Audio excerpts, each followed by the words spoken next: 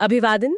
आज हम एक बड़े ही दिलचस्प सवाल की तह तक जा रहे हैं। जी। क्या सिर्फ कुछ सूंघने भर से, मतलब सिर्फ गंध से, हमारी भूख शांत हो सकती है? हाँ, ये सवाल सुनने में ही अजीब लगता है ना। बिल्कुल। हमारे पास देखिए मैक्स प्लैंक इंस्टीट्यूट का एक शोध है जो इसी गंध, भूख और हमारे दिमाग के बीच के एक अजीब से कनेक्शन को दिखाता है। जी हाँ। और खास बात यह है कि ये कनेक्शन ऐसा लगता है पतले और मोटे चूहों में अलग-अलग तरीके से काम करता है। तो चलिए जरा इस गुत्थी को सुलझाते हैं। हाँ बिल्कुल, ये शोध वाकई काफी चौंकाने वाला है। तो शुरुआत हुई चूहों पर हुए प्रयोग से। अच्छा। जब पतले चूहों को खाने की महक सूंघाई गई तो उनके दिमाग का एक खास हिस्सा है जिसे मीडियल सेप्टम कहते हैं। मीडियल सेप्टम, हाँ। वो एकदम से सक्रिय हो गया, एक्टिवेट हो गया। और ये सिग्नल सीधे नाक से जुड़े दिमाग के हिस्से से, मतलब ओल्फैक्टरी बल्ब से आ रहा था। तो जैसे नाक ने दिमाग के किसी स्विच को ऑन कर दिया। हाँ बिल्कुल वैसा ही समझिए। एक एरे का सिग्नल गया।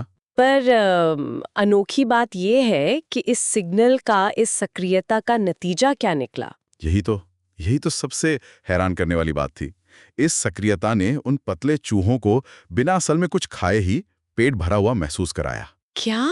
सिर्फ महक से? जी हाँ, सिर्फ महक से। और फिर देखिए, जैसे ही उन्होंने खाना शुरू किया, वही दिमागी कोशिकाएं, वो न्यूरॉन्स शांत हो गए। उल्टा हो गया। हाँ, तो मतलब महक ने संतुष्टि का सिग्नल भेजा और असल में खाना शुरू करते ही वो फीलिंग बंद हो गई। ये तो बिल्कुल वैसा नहीं है जैसा हम आम तौर पे सोचते हैं।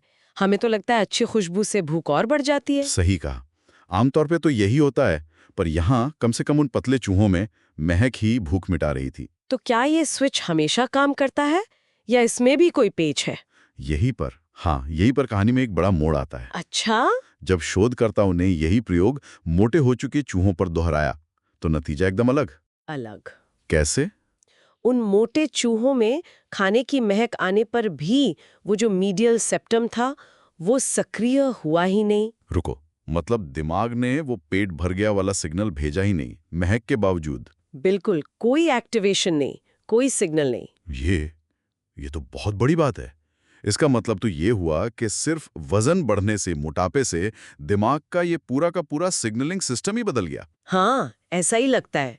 महक वही थी, चूहे वही थे, बस मोटे थे, पर दिमाग का रिएक्शन बिल्कुल अलग। तो ये सिर्फ शरीर का मामला नहीं है, ये दिमाग के काम करने के तरीके को भी बदल रहा है। जी बिल्कुल। ये यही दिखाता है कि मोटापा सिर्फ कैलोरीज जमा होना नहीं है, ये हमारे दिमाग के अंदर के सर्किट, उसके तारों को भी मतलब बदल सकता है। वो जो गंध से संतुष्टि वाला रास्ता था, वो शायद ब्लॉक हो गया। हाँ, या शायद ठीक से काम नहीं कर रहा था, कुछ गड़बड़ हो गई थी उस सर्किट में। ठीक है, ये तो हुई चूहों की कहानी।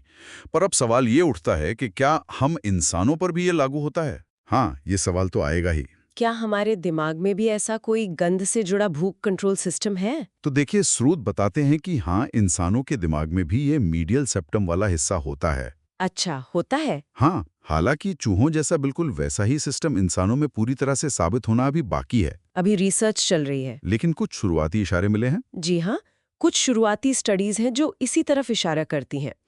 जैसे कुछ अध्ययनों में ऐसा पाया गया है कि जो लोग पतले हैं उनमें खाने की महक शायद भूख को कुछ कम कर सकती है। अच्छा। लेकिन जिन लोगों का वजन ज्यादा है उनमें वही महक, वही खुशबू भूख को शायद और बढ़ा सकती है। अरे वाह, ये तो बिल्कुल उल्टा असर हो गया। मतलब एक ही महक, मान लीजिए किसी बेकरी की खुशबू है, वो एक पतले इंसान की भूख शायद कम कर दे और एक मोटे इंसान की भूख बढ़ा दे। हाँ, कुछ स्टडीज इसी तरह के पैटर्न की ओर इशारा कर रही हैं। ये काफी दिलचस्प है। ये तो कमाल की जानकारी है। हाँ, और शोधकर्ता इसके पीछे एक विकासवादी एंगल भी देखते हैं, एवोल्यूशनरी। विकासवादी?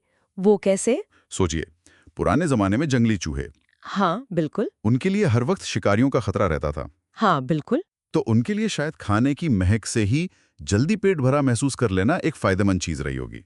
क्यों? क्योंकि इससे उन्हें बाहर खुले में खतरे में कम समय बिताना पड़ता। खाना सूंघा, संतुष्टि महसूस हुई, चलो भाई जल्दी से बिल में वापस। अच्छा। तो ये दिमाग का एक तरह का सर्वाइवल हैक था, कम खतरे में पेट भरने का एहसास पा लेना। हाँ बिल्कुल। एक पुराना बचाव का तरीका जो शायद अब हमारे आधुनिक जीवन में, खासकर मोटापे के साथ, अलग तरह से काम कर रहा है। समझ गई। तो ये कोई दिमागी गड़बड़ी नहीं, बल्कि एक पुराना सिस्टम है जो अब फिट नहीं बैठ रहा। शायद ऐसा हो सकता है। तो कुल मिलाकर इस सारी बातचीत से, इस विश्लेषण से मुख्य बात क्या निकलती है? निचोड़ क्या है? निचोड़ ये है कि हमारी नाक, हमारा दिमाग और हमारी भूख के बीच एक अनदेखा सा लेकिन बहुत महत्वपूर्ण कनेक्शन है, एक सर्किट है हाँ। जो हमें ये बताने में मदद करता है कि कब पेट भर गया। और ये सर्किट हमारे शरीर के वजन के हिसाब से अलग-अलग तरह से काम कर सकता है। और ये समझना कि ये सर्किट काम कैसे करता है और खासकर मोटापे में ये क्यों बिगड़ जाता है या बदल जाता है, ये भविष्य के लिए काफी मायने रखता है ना? निश्चित रूप से, बहुत ज्यादा। अगर हम इस गंध संतुष्टि सर्किट को बेहतर ढंग से समझ पाएं, तो हो सकता है भविष्य में वजन कंट्रोल करने के नए तरीके मिले। नए तरीके? जैसे जैसे? हो सकता है कि सिर्फ गंध के जरिए ही, बिना दवाइयों के या बिना बहुत सख्त डाइट के, सिर्फ महक का इस्तेमाल करके भूख को कंट्रोल करने में मदद मिल सके। सिर्फ गंध से? ये तो साइंस फिक्शन जैसा लगता है। हाँ। अभी शायद ये दूर की कौड़ी लगे, पर रिसर्च इसी दिशा में, इसी संभावना की ओर इशारा कर रही है। ये वाकई सोचने लायक बात है और ये हमें एक बड़े दिलचस्प सवाल पर लाकर छोड़ता है क्या सवाल? कि अगर गंध हमारी भूख को इतना गहराई से प्रभावित कर सकती है, तो हमारे आज के माहौल का क्या? हम तो हर वक्त खाने की गंध से घिरे रहते हैं। हाँ, ये बात तो है। Food court, mall, bakery, restaurant. बिल्कुल। तो ये जो लगातार खाने की महक हमारे आसपास है, ये अनजाने में हमारे खाने के पैटर्न को और शायद हमारे वजन को कैसे प्रभावित कर रही होगी, खासकर उन लोगों में जिनका ये गंध संतुष्टि वाला दिमागी सर्किट शायद ठीक से काम नहीं कर रहा। ये एक बहुत ही महत्वपूर्ण सवाल है जिस पर वाकई सोचने की जरूरत है। हमारे आधुनिक वातावरण का हमारे प्राचीन दिमागी सर्किट पर क्या असर हो रहा है, बिल्कुल। इस पर विचार किया जा सकता है।